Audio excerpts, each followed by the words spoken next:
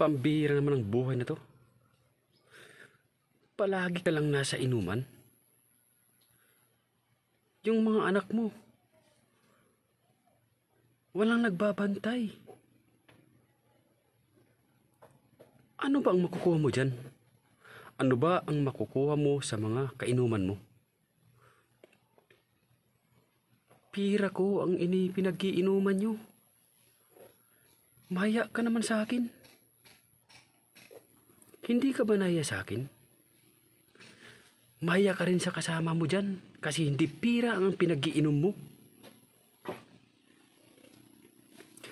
Nandoon ako sa trabaho ko. Dugot pawis ang ginagawa ko doon. Pero malalaman ko lang, nagiinom ka pala, nagsusugal ka pala, walang nagbabantay sa mga anak natin. Ganun na ba ang buhay mo ngayon? Hinding-hindi na ako. Gulong-gulo na ang isip ko sa'yo.